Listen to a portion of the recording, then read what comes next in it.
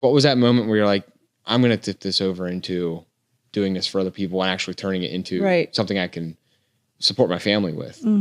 Yeah. I mean, that's a great question. So absolutely. I had so many people contacting me that I felt like I was some deep, dark doctor because people were calling me like 24/7.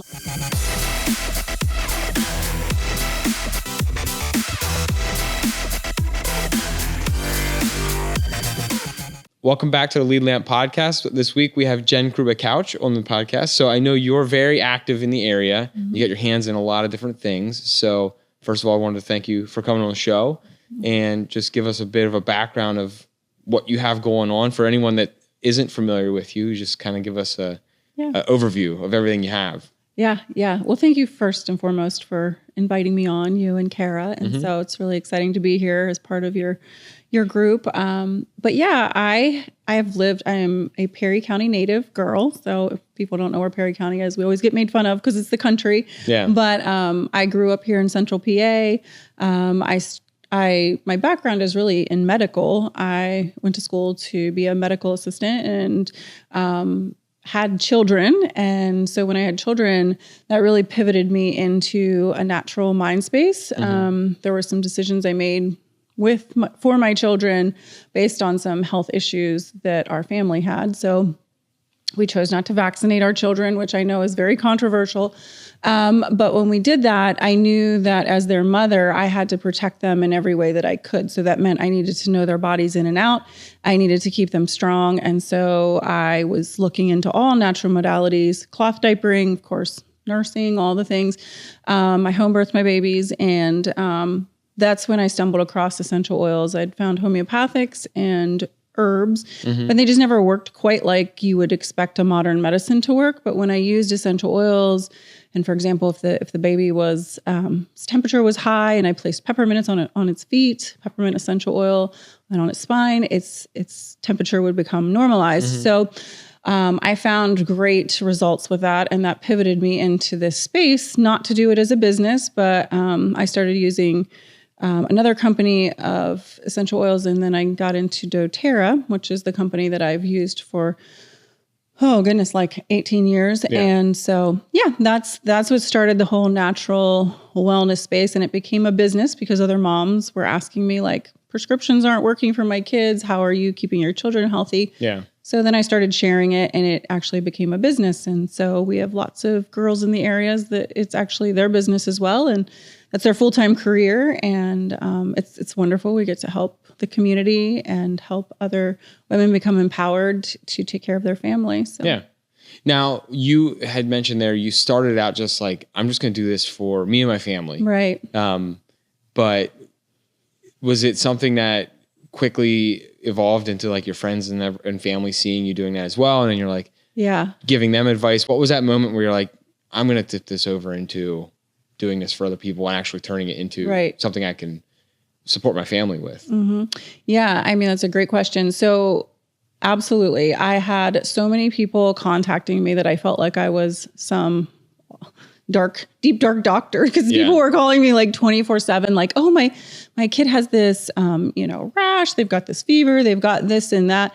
And so I was constantly like telling them what to do. And then I was also ordering the products for them and just giving them to them at my price. And then I was like, you know what, this doesn't make sense. They can actually order it at the same price I do on their own account. Like, why don't I just teach them to do that? And then I had to teach classes on how to utilize these products and give them resources, which there wasn't as many back then. So it just got to the point where I was so overwhelmed with trying to answer all these questions that I was like, there has to be some sort of systematic approach to this. And I was very reluctant to do it as a business. I was very nervous to speak in front of people. I mean, I've spoken in front of 30,000 people about now, but back then it was like 5 people. Yeah. It was like so intimidating to teach. I'm actually very shy and introverted. So it was a very unnatural process, but it's been a blessing in so many ways to just help families. Yeah. So, yeah. Now that's interesting. So like when you now are not as uncomfortable. I'm sure there's still moments where you're like, I'm not sure about this. But it is cool when you cast yourself into something new where you're like, just going to do it. And you get that tight chest feeling and you're like, totally. And it's like you said, it's only a room of 5 people, and you're like, am I a fraud? Like everyone goes through that though. Yeah. But it's cool to hear that like that's grown into now you speaking in front of larger crowds or just doing, larger venues. And you still might get that feeling, but it's built yourself into like a little bit of a following, which is awesome. Right. Yeah. Now, the other thing that you're doing is you mentioned it earlier or just a couple minutes ago was classes. So do you offer classes through your business or is that still something you're doing? We do some in-person classes. After COVID, it really changed the model. Yeah. We did everything in person prior to COVID. And then we started to do, of course, everything online, which shifted the business a little bit. It's just not as interconnected. It's not as personable. So we are really trying to get back to in-person classes. People enjoy that more. I think they learn better hands-on. They get to touch the product. Experience. Especially for something like that where like you can't, it's hard to explain, sight, smell, touch, feel, whatever, with a product that's very much a sensory product over the internet. Like, this, you can explain the way it smells or the way it feels or what it does, but without someone experiencing that product, it's hard to do that over Zoom. Exactly. Or whatever platform you're on. Yeah. One of the oils that we usually will let them sample is a drop of peppermint. And that's like equivalent to drinking like 28 cups of peppermint tea. And so it's so like, wow, it opens up all their senses. And if they have a little bit of a stomach trouble or even, a little bit of a headache, it tends to help that. So it's like a very quick experience within seconds. So now, excuse me for asking this question, but do you ever have people that come to you that are like, I don't know about this. Like, this is, or there's like apprehension with it. Yeah. And I mean, some people you're never going to change their mind and that's fine. They can move along and you're not everyone's your customer. But do you ever notice when people are like, I'm not sure about this, but then you show them something like something more simple, like a peppermint. Yeah. Like I've had peppermint tea and it clears you out. It makes you, if you're having congestion, it can help with that, or it can help with upset stomach. But they experience it then and they're like, oh, you know what? Like this actually works, or it kind of removes those barriers of. Oh yeah, those were always the fun, challenging people that are sitting there like you can just tell the look on their face. They're so skeptical. And I'm always really gentle with them, but typically Deep Blue, one of our products, Deep Blue, is always great. I'm actually a licensed massage therapist as well. So sometimes I'll be like, can I put some Deep Blue on your neck and let you experience that? And most people have neck tension, whether they kind of realize it or not. But that sometimes is such a wow factor that they're sitting there and they're like, wow, that actually works. And it's so bitter to say, but it's almost like, it seems like it's a industry where you're either, there's like 3 categories. You're either all in and like people are just like, I'm ready. You're the witch doctor. Or there's the kind of the middle ground where they're like, my friend's done it and I've tried this, and they're not skeptical, but they're just like on the fence. Right. And then there's a large group of people that are like, no way, I'm not doing that. But then like, it sounds like you've convinced some of them just through something very simple. And I think in really the long run, people who are very skeptical, they continue to watch. And I have used this stuff for over 20 years. They're on the edge. Like they're watching for you to fail. They're watching for something to go wrong. And but that's it's in any industry. There's always going to be somebody on the outside of whatever you're doing, like hoping you fail. Yeah. And that's anywhere. Yeah. Any business. I don't know why people love to see people fail, but they do. I have my own philosophies. I think some of it is probably that they're jealous they didn't start something, or it didn't go the way they planned, and you're doing it differently. And again, it's some jealousy with it, or they're just bitter people. Yeah, I don't know. You always have the Debbie Downers. It's gonna happen. But I do feel like, it built a lot of confidence for me. All my children are older now. They're 26, 24, and 21. So I raised them all natural to 18, no medicine, nothing. And that says a lot. It gave me they were my guinea pigs. It sounds terrible, but I was able to continue learning with everything. And you experience a lot with kids that are active in sports and going to school and all the things. So that's built up a lot of confidence. in the products. Now you have a podcast as well. So kind of walk through what you guys are doing on your podcast. Yeah. And we're like, just give us the details on that. Yeah. So we just I actually did try to attempt doing a podcast kind of on my own. Okay. Just at my house a couple of years ago. It's harder than people think. Yeah. It is. Excuse me. I got to like 10 episodes and just skipped one of my weeks. And then it was just hard to get back. And then I just didn't do it. So that one was called Grassroots Wellness Podcast, but this one is more focused for women, but we do have male guests and we have, of course, my husband's been on there as well, but it's called Her Health, Her Way. We really focus on things for women, on anti-aging, taking care of your family naturally.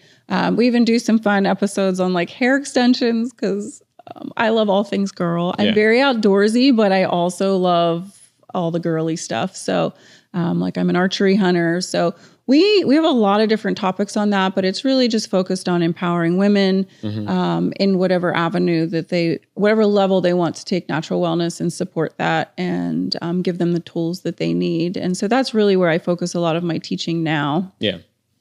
Cool. And I saw there was one episode, it looked like it was more popular on there, but it had a men's episode as well. So you are like the title of the podcast might be skewed a little bit towards women, the title alone. Yeah. But you are trying to also put in a mix of, just general information for anybody. Yeah. Because the majority of the time, the women in the household are who kind of are the caretakers. Yeah. Right. Like they take care of it and they take care of the men, and men are a little trickier to want to use an essential oil. They think it's a little like spa-like and lavender and girly, but it actually isn't. And we have come a long way. Yeah, I think just from like an outsider's perspective, it does seem like it's an industry that's marketed, and I don't know if that's on purpose or if it's just the way it kind of landed, was it's marketed much heavier towards the women in the household or just females in general. So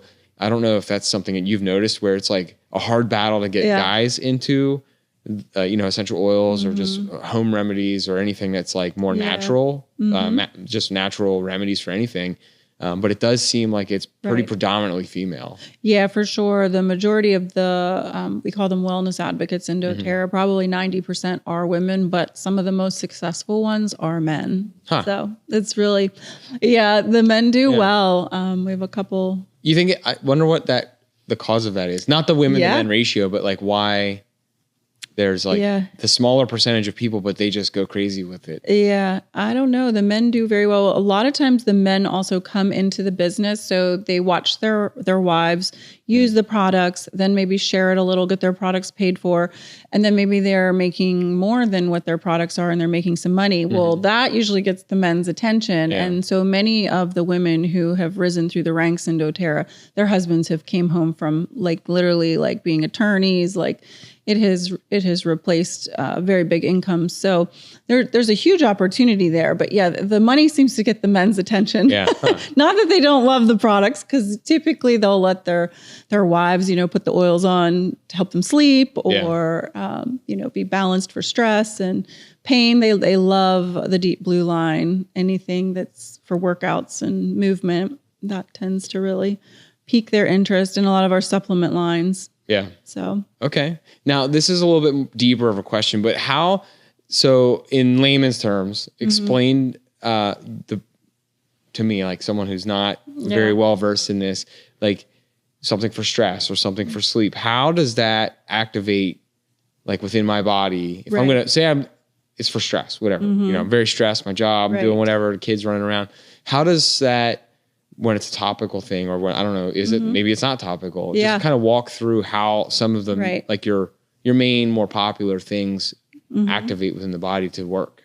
Yeah, no, that's a great question. So there's 3 ways that we use oils. We use them aromatically, we use them topically, and we use them internally. So the only oils I recommend to use internally are doTERRA's oils. Actually, I wouldn't use any other oil on my skin. So say, for example, you are stressed and lavender is very common. People have heard of lavender for stress for years.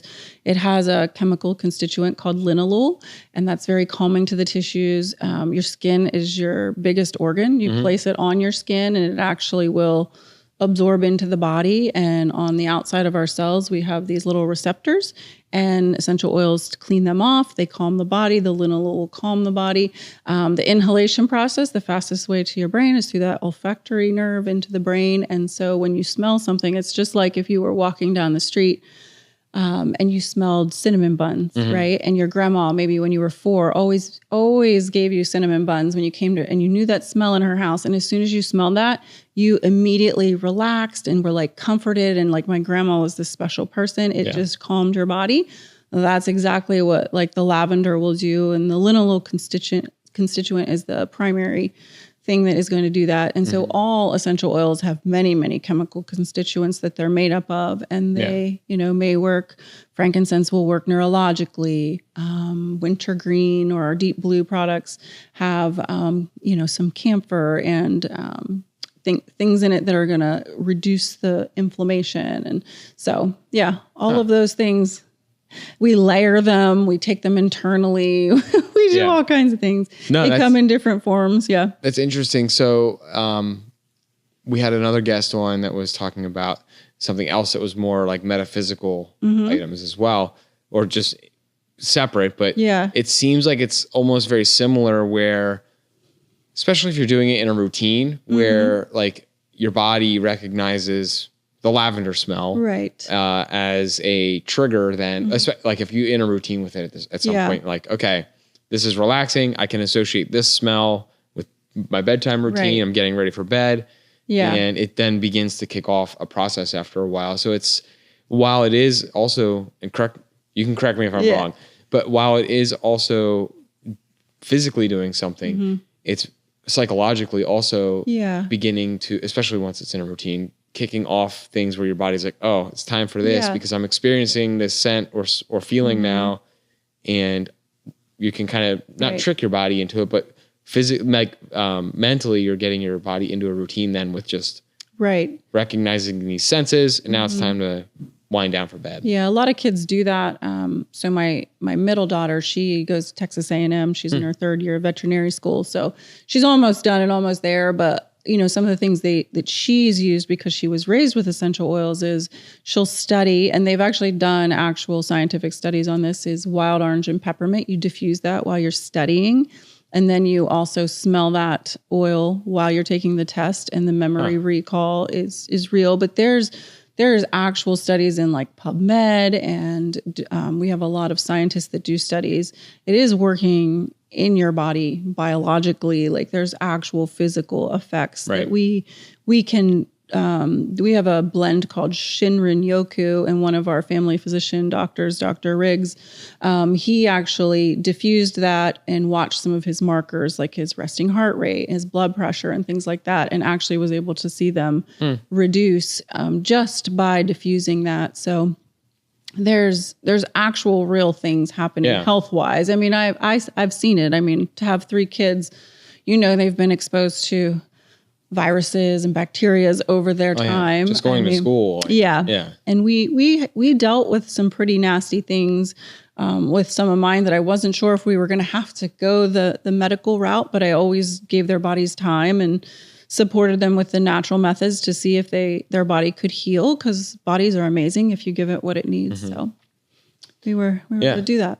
No, it's very interesting, and I think it's cool how not just the body but your mind, like what your mind is part of your body, obviously, but like how you can just change the way you're feeling through things that are not like directly medical. Right. Now, obviously, there are extremes where you do need to go that route. You break a leg, you can't slap an oil on. If you're cut wide open, eventually you're probably gonna have to get some stitches. Yes, but we definitely need medicine. But there are there's a balance with that too. So it's interesting to hear the other side of it. Yeah, I'm definitely not non-medical. I definitely am thankful for our doctors and our nurses. Yeah, there's a point where you have to go. Yeah, but Now, are you seeing, or you've been doing this for quite some time now, do you notice anyone in the medical community beginning, because there's probably a stigma with it too, but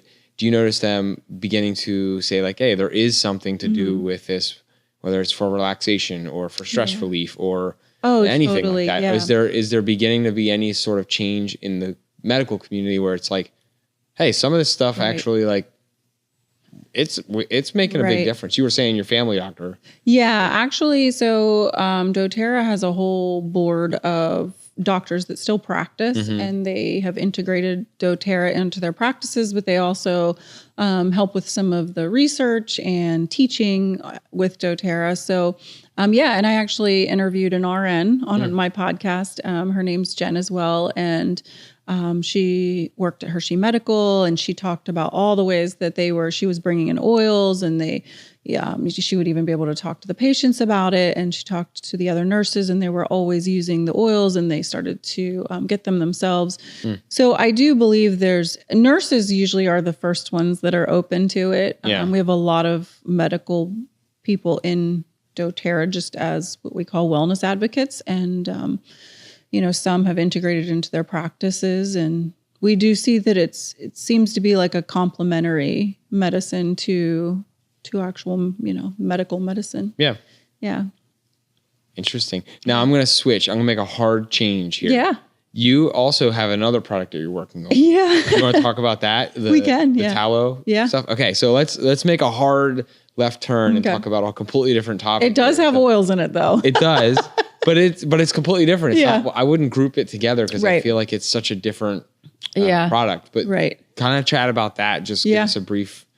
Yeah. So I have a podcast, but I also have a YouTube channel, and we kind of combine those. And so what's the name of the YouTube? Is it the same? It's the same. Okay. It's actually on the same channel. It's just that we film those in my home so that it's a little more lifestyle feel, and they can kind of see what I do on a day-to-day. Family life. Yeah. Yeah. So I was getting a rash on my stomach. I don't even know what it was. And I always use very natural products. And so I was trying like everything I knew to why am I getting this weird rash on my stomach?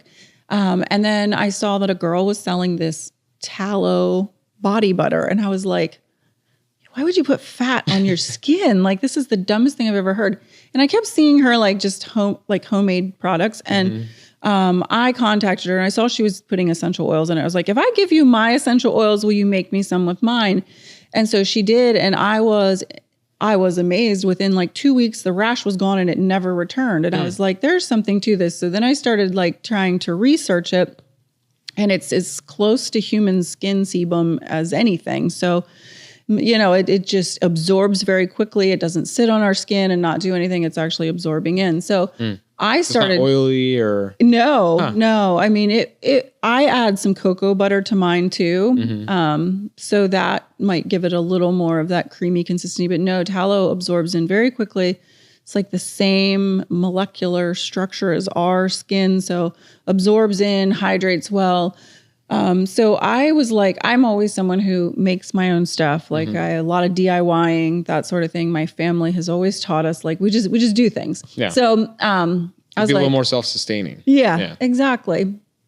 So I decided I was going to make it one day, and I filmed the process of making it and shared my recipes and everything. And it's definitely the most popular YouTube video I have. People love that. And then I kept getting people saying, well, can you make it and I'll buy it from you? And I'm like, I do not have time for this.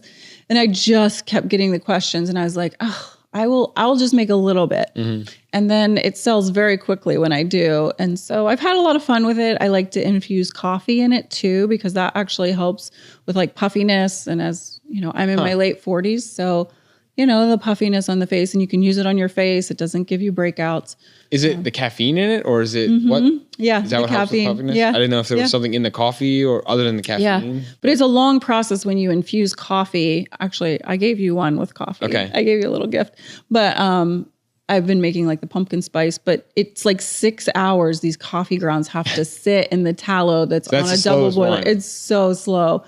Yeah. So I just make sure I have lots of things to do in the house that day and let it sit, and it smells so good. But yeah, we add essential oils to it, which adds the benefits to it as well. There's good circulation benefits, like ginger is so warming. So if you have some sort of discomfort, but it's just very healthy for your body. And our skin is our largest organ, and lots of, especially young girls, teen girls, love all the Bath and Body Works stuff. And it's just hormone disrupting, unhealthy. There's just a couple ingredients in this: organic cocoa butter, beef tallow, and I put the essential oils in.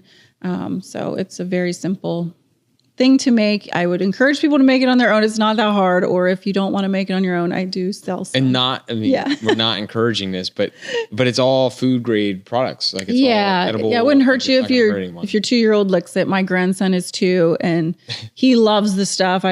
His mom sends me all kinds of videos of him just like lathering up in it at night. It won't hurt. So cute. Yeah. Right. And might be a little bit too much, but it's not gonna hurt anything. Yeah. Yeah. Make everything go out quickly. Yeah. Now it's interesting too. Like you keep talking about your skin. Obviously, your skin is your largest organ, and sometimes people don't realize what they're putting on or their skin in. It's going in your body. Yeah. And I mean, I'm guilty of that too. Like I work on my own vehicles. Yeah. And when I was younger, never cared about like doing an oil change or I'm doing something with like brake cleaner. Yep. And I was just bare hands spraying stuff, getting and as I've gotten older and I've realized like that's soaking into my body. Yeah. Now I bring out the gloves and I do everything. But like people, I think they take their skin for granted, right? And they don't realize like that's soaking up. It does soak up into your body. And whether it's like the type of sunscreen you're using or just working on your car or you're using cleaning products, like some things you can't get around, right. So every now and then you're going to have to use a cleaning product that maybe is harsher on your skin. And a lot of people they don't glove up for it or whatever. Right. And they're not really respecting what their skin does for them. So yeah, you're absolutely. And I'm pretty pale. I'm a redhead. So I'm also very worried about what the sun does to my skin because I'm about the color of the wall behind us. But still, it's like, you think about that more, I think, as you get a little older too, and you just like, dang, I should probably take care of that. So I never, you don't think about even the soaps you use in the shower. But no, you're exactly right. And the toxic load that we encounter just from life in general, sitting in a car, the exhaust, indoor air pollution is worse than outdoor air pollution. Like we have toxic load on us at all times. And so our channels of elimination, our kidneys, our liver they're so stuck, like clogged up. And then a lot of people get rashes. Like I was saying, I was getting a rash, but that's how your skin is trying to purge those toxins because it doesn't have the proper elimination channels. So keeping your body as clean as you can, it will just work better. Yeah. So it's a machine. Yeah. Yep. Yeah, definitely. So how do people find, like we talked about it earlier, but just give a quick rundown. Social medias, YouTube, your podcast. We'll put the links in the show notes anyways, but how do people find all your stuff? Yeah. So they can check out what you have going on. Yeah, thank you. So podcast, you could just go on YouTube and search Jen Kruba-Couch. That's probably the easiest way. I'm the same thing on Instagram and Facebook. You can reach me on all those channels. I play a little bit on TikTok, but not a ton. My kid, I just can't seem to get that. It's a strange environment. It is different. Yeah. My kids are like, they love it. And I'm like, oh, this is just foreign to me. I don't know. But I think you either hit home runs on it or you're just getting like 10 views and then that's sad. Yeah. So I'm on most of the channels. And you're on there as your name. As my name. That's your brand. So it's pretty easy. Okay. It seems like that name is pretty unique. So other than Jen, there's 5 million of us. Cool. Well, we'll definitely put all the links in your show notes. We'll put your podcast up there as well to get that on there just because fellow podcasts, we just want to share everyone's stuff. And then if you had any other updates real quick as we wrap up, just anything new or anything else that you're working on? Not really. I feel like, right now we're in the thick of holidays, everything coming up, and it's busy. And you're in are you an archery hunter? So this is like your season right now, right? Yeah. So we've been watching the cameras, getting in the woods and the tree stands. Are you guys up in Perry County still? Okay. Yeah, we just moved back. I actually was right across the Cumberland County line and came back home to Perry County. Yeah. So Well, we're like Western Cumberland County, so I'm out near like Pine Grove Furnace area. Okay. So we're not in Mechanicsburg. Yeah. I know out our way there's like. Every night driving home, there's pickup trucks out on the edge of the fields everywhere. So this is this is your prime busy time. moment. Yeah, the rut's about to begin. So yeah, they're usually out till like, you can see the guys that are parked along like different spots. Like they're there till about 11 in the morning, and then they'll be back like 3, getting in there right before sunset. Yeah, they're the diehards. I don't quite have that time, but I try to. We've caught a couple on camera in the later part of the morning now, so we know they're moving. Yeah. This is the time. It is. Well, good luck with that. Thank you, and thank you for having me. It was a pleasure to Thanks for coming join on. you. Yeah, thank you, Brett.